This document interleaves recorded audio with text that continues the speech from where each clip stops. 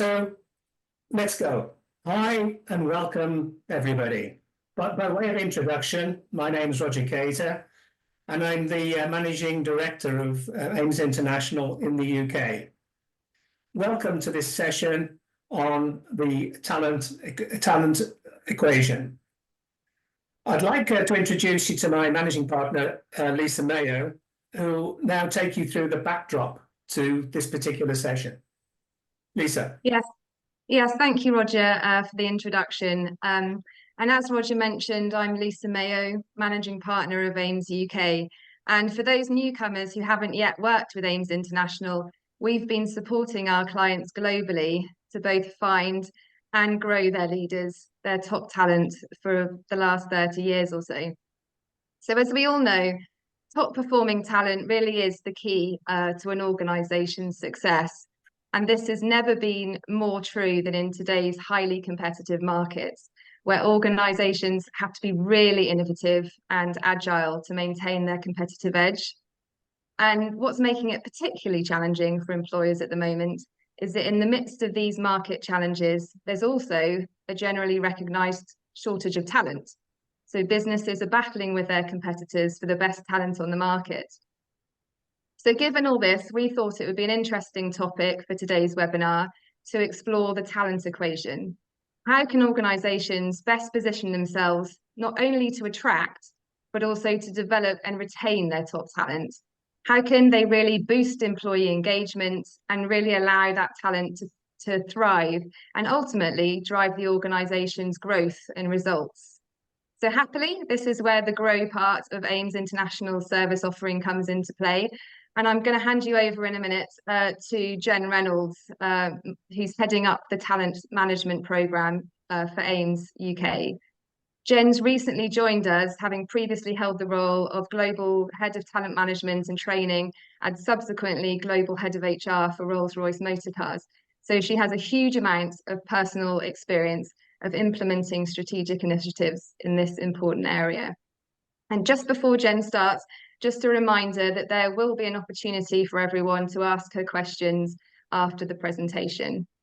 So Jen, over to you. Thanks very much for the warm introduction, Lisa. So hello, everybody. Thank you for coming along today.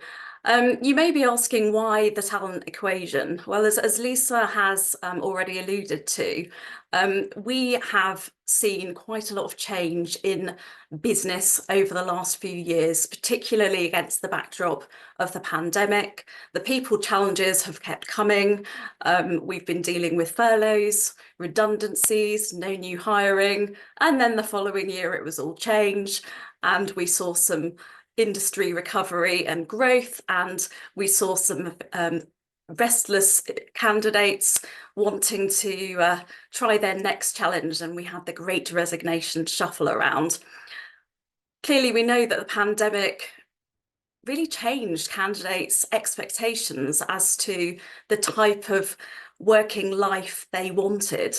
We saw the introduction of hybrid working. We saw employees not wishing to return to the office for more than a day or two a week. And as an executive search company, we've had to react very quickly and agilely to those changes, particularly as we've seen this peak and trough, and we've seen the peak move into a slowdown as the cost of living crisis started to bite. But now we're starting to see some green shoots of recovery. We're starting to see that companies are gaining some level of stability, rather than being so reactive as they've had to be over the last few years. Businesses are now able to start to plan with a little bit more confidence and really think about the next 5 to 7 years time horizon. So with this in mind, it's the perfect opportunity for businesses to evolve their people strategies and start to really plan how their resourcing, how their manpower, how their talent set looks over the coming years. So just looking at an industry view, why is this topic so important?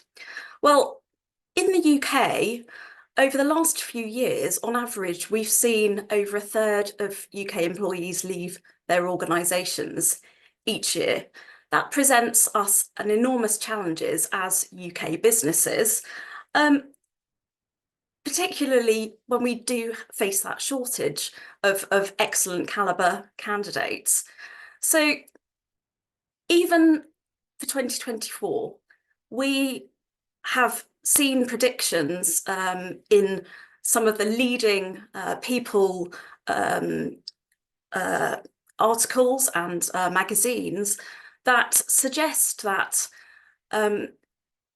even up to 20% of employees expects to move employment in 2024, and they're the high risk ones only. That's not even considering the passive candidate who isn't necessarily looking to move, but may be poached during the course of the year. So we're still reckoning on about 25% in terms of employee turnover in UK businesses this year. And we see that reflected in a very similar way all across the globe, the US, Australia, Europe, etc. So why is it so important to you as businesses across the world? Well, what we can see from this graphic is that the most common length of service is between 2 and 5 years.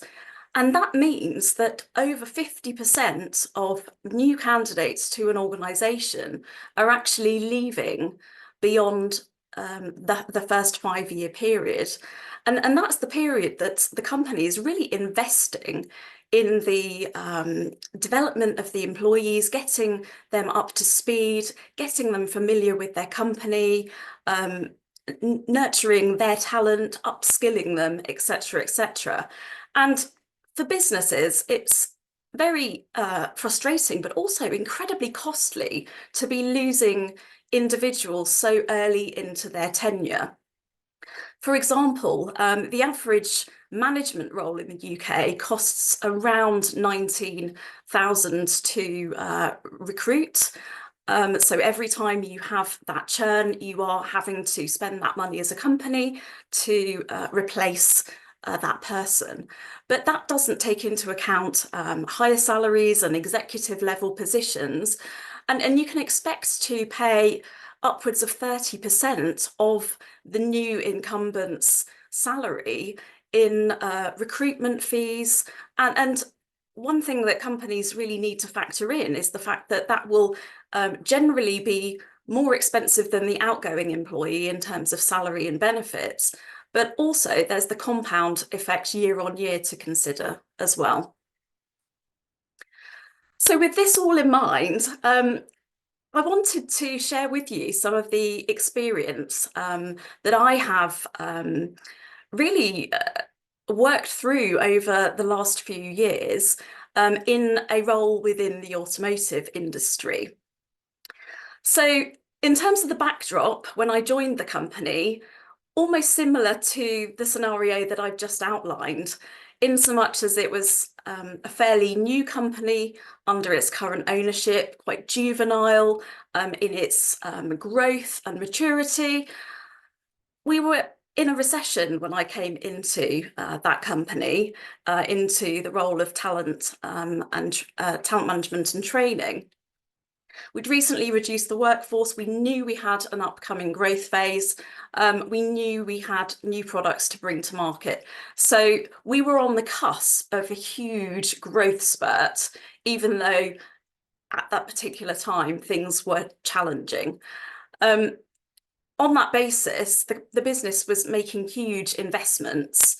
And with that in mind and coming into the role, evaluating that situation, I identified that the key to managing that growth was a talent management and development strategy.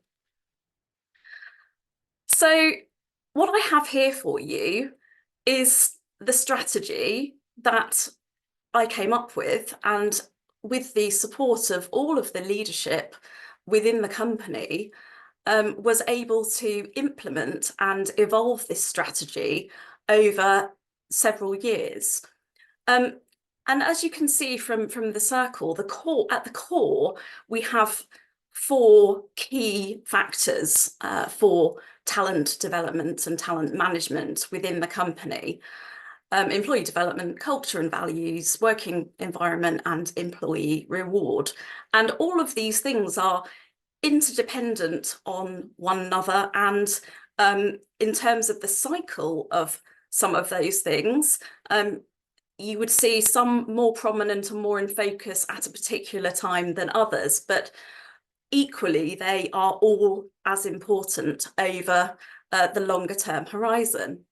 So just picking up on a couple of things from each of the areas, when I started with this business, I recognised that part of the key to talent success was ensuring that the newly acquired talent that we had actually were able to feel comfortable with the company, the heritage of the company, the brand, the products, and to really be able to live and breathe the ethos of that business. So I introduced a new onboarding program, and we quickly followed that up with a new performance management process, enhanced succession planning, management and leadership development programs, things like development centres we introduced for the first time.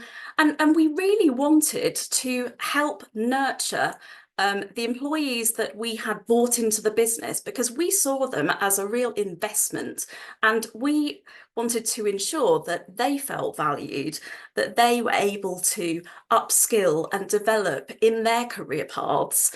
And in doing so, we were essentially growing our own pipeline for the future. And one thing that is key to that pipelining process is future talent. So that was absolutely core to our pipelining process, because we were very aware that we were trying to create a business and a workforce that would stay with the company and that would grow with the company. And so we were ever conscious that as people grew older, moved throughout their careers, we needed to keep filling up the bottom of the pipeline, but also making sure that we were encouraging movement at each of the levels within the business.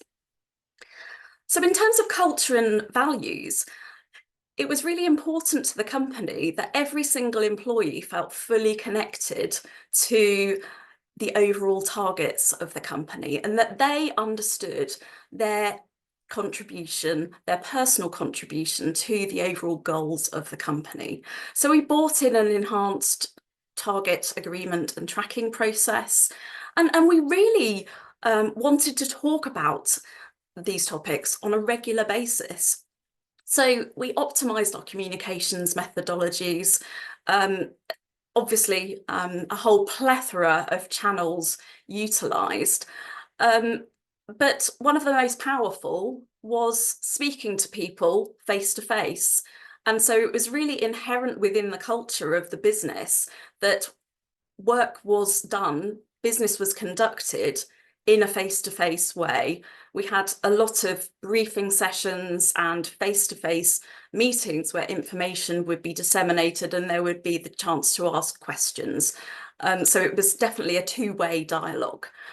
We relaunched our values as part of that process, and we wanted to ensure that people were living them, that they understood the behaviours that were expected of them in that workplace. And we wanted to check that they were happy in the workplace. Did they have some feedback? That were there things that the leadership and the executive teams could improve? So we carried out regular employee pulse checks. And as we were a growing and developing company, we recognised that as companies grow, inevitably, they can create silos. So to try to combat that type of development, we introduced cross-company projects to really ensure that the dialogue kept moving throughout the company and that we actually all had a great oversight of how the whole company fitted together, not just the piece that an individual was working in. And that leads me on to the working environment piece. We recognised that it was really key to ensure that the working environment for all of our associates and for all employees, whether they were sort of on the shop floor, so to speak, or whether they were in sales and marketing and travelling the world, that they all had a premium employee experience. And so we spent time really training our managers to ensure that they were able to manage effectively. They were empowered to deal with their teams. And not only that, we wanted to ensure that it really truly was a great place to work where people felt looked after, where people felt that their well-being in the workplace was important. So we set up a health and well-being circle, which was made up of representatives from all around the company, including trade union reps and including levels within management, as well as people who were in the more operational roles. And that being the case, we were able to roll out things like men's health education sessions, like information about women's health, things like the menopause that are really well talked about today, but back sort of 8-10 years ago weren't. And so in some ways we helped to pioneer that kind of approach in terms of how companies can look after their employees. They said it couldn't be done, but we actually rolled out an agile working policy. Now, this is a company that has a manufacturing as well as a sales and marketing division. And it was thought that it couldn't possibly work because we would be treating people in different ways. But actually, we listened to feedback and we implemented a very successful policy, and people appreciated that new way of working. And this was, well before the pandemic and the sort of new hybrid approach that we've come to experience.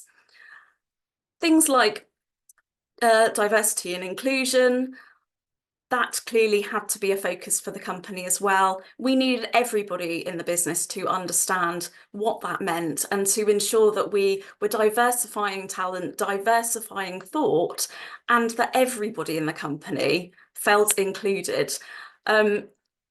Whilst we were preparing for Brexit, we identified that we had over 50 nationalities working within the business. And we were ever so proud of that statistic and really talked about it a lot during the Brexit run-up. And I think everybody really appreciated the fact that we were such an inclusive company. Moving on, the last factor is employee reward. And as small to medium-sized businesses grow, they may not have an effective structure in place in terms of the job categorization, the organizational structure of their business, the right bundling of tasks. There may be duplication in some places and under or overutilization in other places. And that, was also the case for a company that was going through a rapid period of growth. We were going from being a child business to being a teenage business through to young adults. And so it was really important that we remapped all of the job roles across the organisation, that we made sure that the organisation structures were sound, that we were not only benchmarking roles against each other and within the structures of the workplace, but also against the marketplace. We looked at pay. We wanted to understand where we sat. We knew we really gave employees fantastic benefits, but did we give the best level of salary? And following some benchmarking, we identified that we had some development areas there and spent several years, 4 or 5 years, really working on those pay levels to ensure that we were really competitive within the marketplace. And because we knew that our benefits were very generous, but we didn't want our employees to take it for granted, we introduced regular annual total reward statements so that employees really understood how much they were worth to the company. Finally, because we were in quite an awkward location, transport-wise, road connectivity-wise, we wanted to make it easy for people to come to work. So we would offer relocation and transport support in order to really help people come into work. And last but not least, and this is something that really ties into the executive search side of the AIMS business, is the fact that we know in order to attract the right caliber candidates with the right skills at the right time, companies need to have a very clear employer value proposition, an employer brand.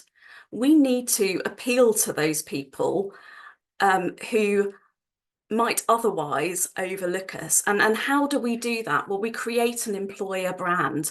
And that's something that AIMS UK is very experienced with and can really support businesses with. So what did I see as a result of the changes that we implemented? Well, we saw increased employee satisfaction. We saw our index on the high performing organisation scoring place higher than it had before. We were able to get our absence under 3%. Our voluntary turnover was actually under 4% for many years, and our average length of service increased. During that period, the first 3 years of that strategy, we saw our workforce grow by about a third, and over 10 years, it almost quadrupled. So you can imagine the challenge that we had keeping that workforce happy and satisfied, and ensuring things like low absence and low turnover. But by doing those things, we positively influenced our company labour costs, and that in turn supported increased company profitability. To be balanced, there are a couple of watch outs that you need to be aware of as a business looking to implement talent strategies such as this. We need to ensure that there is enough employee movement. So when you're faced with the situation, or when you've worked towards creating a voluntary turnover of under 4%, you do need to employ other mechanisms to make sure that there is movement within the workforce. You want to keep that workforce, but you want to keep developing their skill set. You want to keep employees engaged and motivated and feeling like they're really benefiting from the company. So career mapping, succession planning become ever so important in that scenario. And also with low attrition, average company age continues to rise. That bell curve that we often see of companies mainly employing, or their biggest population being age 30 to 45, we were starting to see that move up. And therefore, we needed to address that by ensuring that we had plenty of initiatives to bring in employees at a younger age, such as apprenticeships, such as going out into schools with 12-year-olds and influencing them to consider a career in the automotive industry. And also by affinity partnerships with colleges and with universities, etc., etc. And with that diversity of age range, you also need to consider the benefits that you offer and make sure that they are appropriate and varied enough that they will appeal at all age ranges and all generations. So, the talent equation, have we cracked the formula for success? Well, certainly based on my personal experience, I believe that I have the key, the answer, and this is the equation. So it's a quarter of each of these 4 core elements. So employee development, culture and values, working environment, and employee reward. If you're able to cover some of each of those things in a well-rounded, holistic talent management and development strategy, you are certainly setting yourself up as a company to attract the best people, develop them and retain them. Now, just coming on to AIMS UK and how this ties into what we offer as a business. Well, as you can see from this overview, we excel in finding talent, in finding executive leadership. We help businesses map their talent and we help define their employee value proposition, that thing that attracts candidates to them in the first place. We can support with your compensation and with your benefits benchmarking. And you may question why an executive search company wants to help grow and retain employees within businesses. Well, it's because we want to work in partnership with you.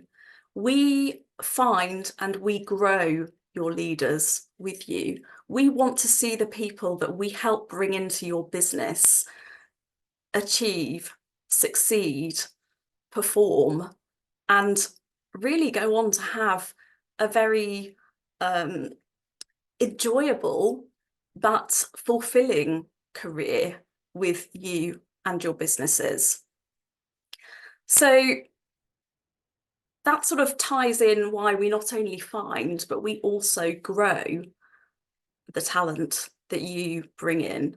And you can see from this overview that we have 4 pillars within the grow section that helps us work with you to really accelerate employees onboarding within the company so that they come up to speed quickly and they're adding value quickly. We want them to be able to develop and grow and perform over time and to become really sustainable leaders, ones that aren't burnt out, ones that are able to create operational resilience within their teams, and ones where they're able to remain resilient themselves. So we offer a number of programs and schemes and offerings that we can support your business with, not only to find that talent, but also to grow and develop and get you that return on investment that you have made at the beginning, adding value to you over time. You'll see at the bottom that there's a number of things that sort of go through as a bit of a thread through the whole cycle. And that's things like culture, diversity and inclusion. Talent pipelining, succession planning is absolutely key to a talent management strategy. And then we are able to support you with helping you ensure that your organisational structure is the right structure for not just now, but for 5 years' time, for ensuring that your company can deliver its goals in the future and is optimised in terms of its productivity, in terms of its labour costs.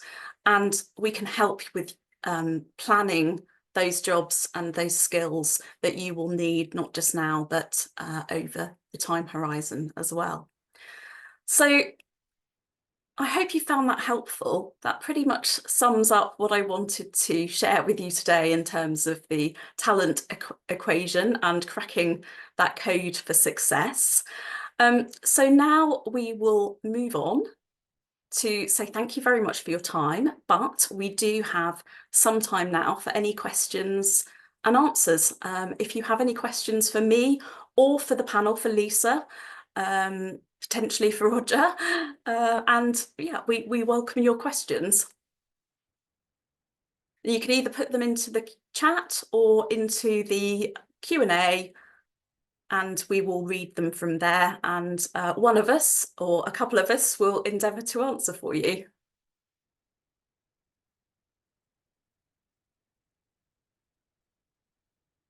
Lisa, do we have any questions coming through?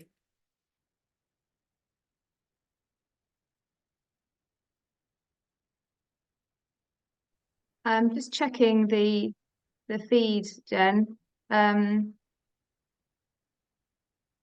Yes, we do have one here. Sorry,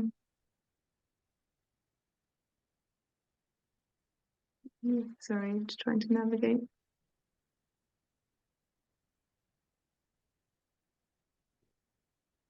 Yes, there's one question actually. So some listeners might be wondering as to why a firm that has a headhunting, sorry, I'll put myself on the screen.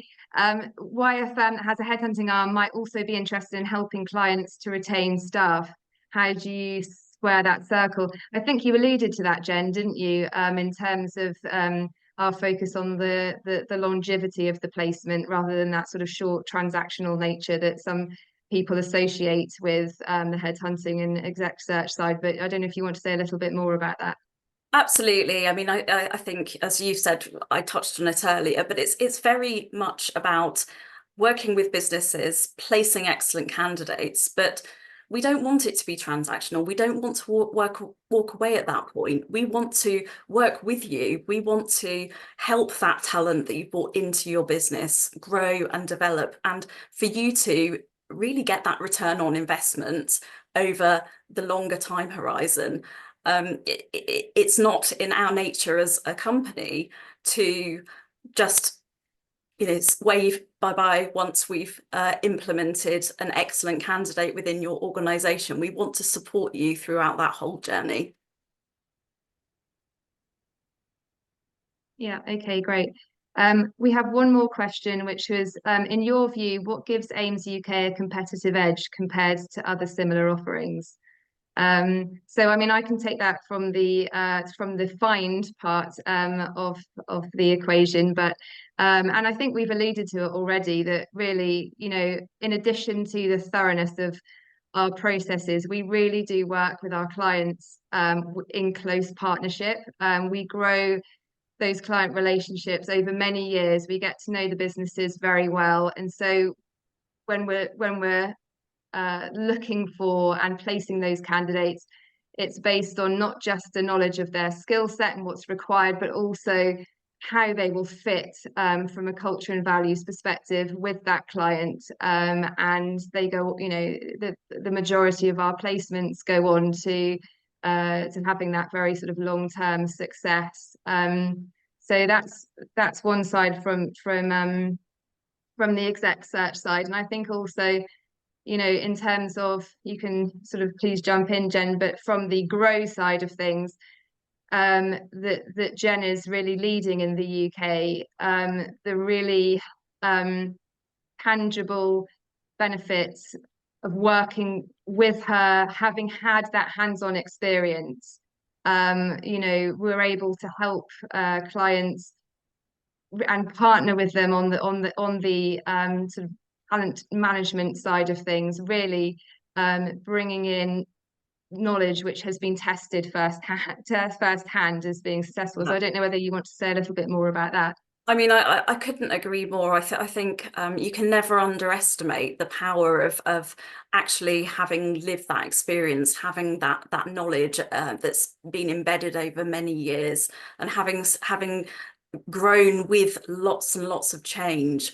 We're not just theoretical consultants. We have experienced it, and I mean, to be honest, I really can't imagine that there's much I haven't seen in terms of how to manage talent over the years.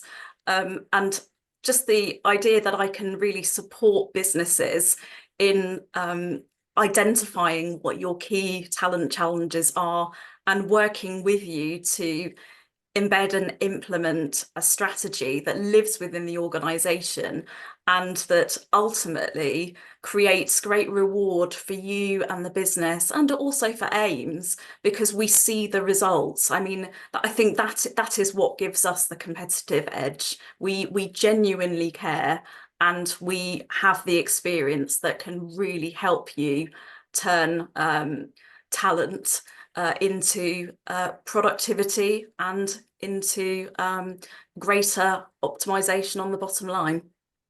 Yeah, okay, great. And one further question. So this is coming from a gentleman in Canada. So we're being asked frequently by our prospects and how we use technology to optimize our talent management processes, and specifically in relation to employee retention. How would you integrate tech in your program? I mean, we're fortunate enough in today's society that we have a plethora of cloud-based software as a service. And there are a number of amazing talent platforms and integrations out there that can really help you as a business create that talent profile, that talent offering, so training, development, coaching, mentoring, as well as tracking development, managing performance, as well as employees being able to showcase their own skill sets and their profile. And there's some of the ways in which you can implement and integrate technology to help support your talent growth. It shouldn't ever replace it, but there is so much wonderful technology out there that just automates some processes and makes it easier and more successful in terms of things like talent pipelining and recruitment and succession planning. Okay, great. And we have one more question here. What do you think, just to slightly paraphrase it, but I think the question's getting at that now younger generations don't see, they have a mentality that they won't be at a company for a long period of time. Do you see that happening in the market, and what's the answer to that from an employer's perspective? I mean, yes, we do see it in the market, and we've been seeing it for quite a few years now, as we've sort of seen the millennial generation and the Generation Z employees come through. They have different expectations. They expect companies to really be looking after them. And I think that the key is very much in some of the strategy that I shared earlier. It's about looking after your employees.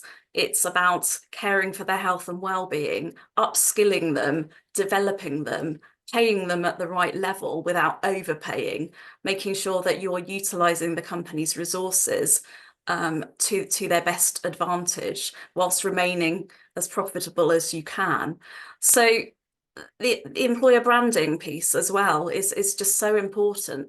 I think having a vision and values that employees can connect with, and for them to really know how they're contributing to the company, I just don't think can be underestimated in today's workplace. And with that in mind, we have to work harder in order to ensure longer tenure, if that's what we want. I mean, there will be some companies who actually want that churn. They want that new thinking, that those fresh ideas, that new energy on a regular basis. But when you have too much churn, you're losing legacy information, you're losing knowledge, you're losing skill sets. So it really does benefit companies. And as we talked about earlier, the investment that you make in employees, you want to get a return on that investment. And so it makes sense to try to retain employees for the longer term. But yes, it's harder work, but it's still possible given some of those thoughts that I shared earlier. Okay, that's great. I don't know whether anyone wants to have put forward a last question before we wrap up.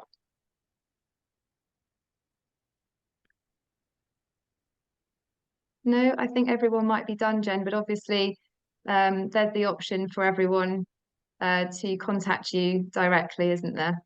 Absolutely, absolutely. If you've got any thoughts or ideas, or you've got queries, or you just want to bounce some ideas, please do reach out to me, to us. We're always happy to have a conversation. And if there's anything that we can potentially help you with, we will share, our knowledge and support you. So please do get in touch. We will make recordings of today's webinar available. So if there's anything you want to recap on, you can go back and have a look. Alternatively, share it with colleagues or with your network. Okay, well, thank you everyone so much for coming today, and thank you, Jen, for such an insightful presentation.